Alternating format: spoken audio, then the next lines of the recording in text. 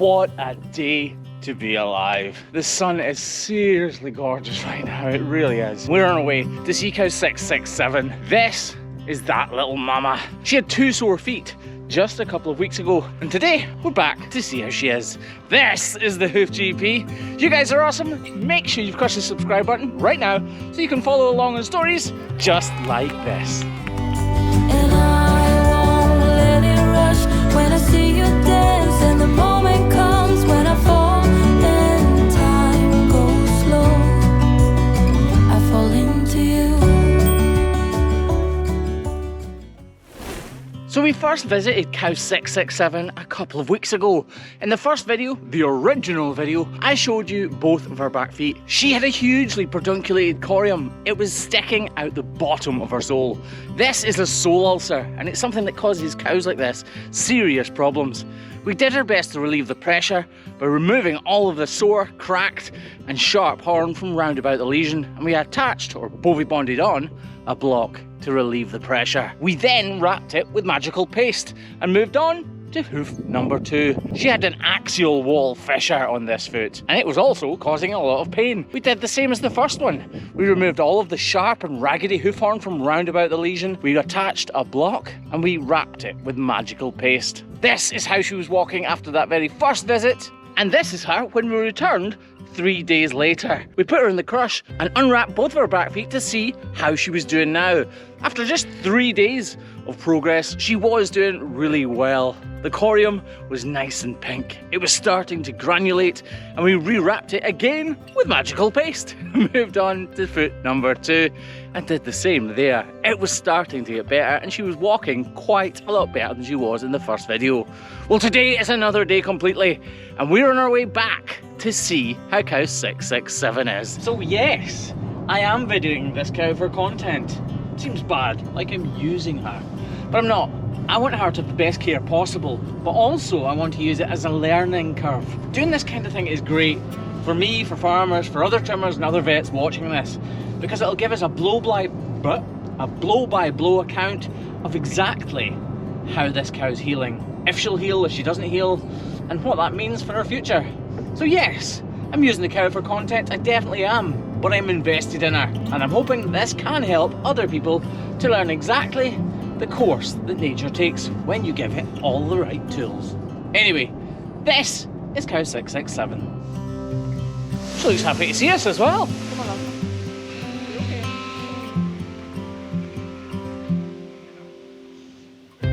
The eagle-eyed amongst you will spot that she's already lost the bandage from her back left foot. We wrap these bandages deliberately loose, so it's no surprise when they do lose them after 1 or 2 days. Anyway, we got this one unwrapped, gave it a quick wash, and then started to debride the sharp horn from around the lesion. You'll notice I've got my finger, my index finger that is, on the ulcer itself. That's because I'm slightly moving it to the left hand side as I peel away those sharp edges. Moving it to the side allows me to get the edge of my knife underneath and pull away at the hoof horn. If we pause things right there for a second and increase the brightness, look at the difference between this visit on the right and the last visit on the left. The last visit on the left is 3 days after the initial trim. This one is the present one on the right, and that is granulated tissue. The black parts you can see is new horn formation, and it's really important for us as hoof trimmers, vets and farmers to see that this process is working. To ensure her continued progression though, we douse the ulcer with iodine and completely saturate a swab with iodine. This will help to retract the pedunculated corium back in towards the sole and promote the healing process. Wrap it again and then move on to hoof number 2.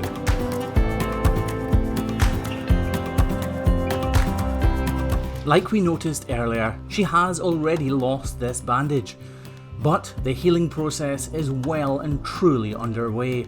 Remember folks, this is only 9 or 10 days after the initial trim, and she was actually incredibly sore on this back left foot. The black hoof horn you can see is a really good sign. It actually means that this part of the hoof isn't in contact with the ground at all, and that's why it's becoming stained and staying that colour. The lesion being up out of the slurry is really helping to promote the healing of this cow's hoof, and these cows are outside during the day right now, and the fresh air will only add to the success story of this cow. And with those minor adjustments made, it's time to douse this lesion with iodine once again and get cow 667 out of the crush to see how she's walking now.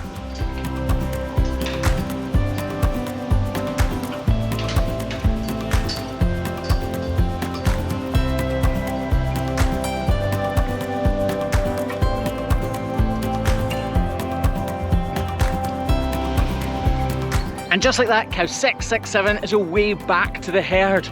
This is progress, folks. The reason for this visit, more than actually to progress any further, was to show progress, to show what happens about a week and a half after they've been trimmed, and to make sure that she is still progressing towards complete health. It's no shock to us that she hasn't completely healed, but she will completely heal, and that is critical. We're going to leave her now for a week or two. We'll be back here in about 3 weeks. The dairyman will take off that bandage on her back right foot, and hopefully it will be near completion. I have a few interesting announcements coming up that could be fantastic for some of you guys watching. It really, really could be. So make sure you subscribe right now if you want to find out what that is in the near future. For now though, guys, thanks very much for watching. We'll catch you next time. Bye. You saying bye, Stevie boy? You little darling. Are you saying bye too?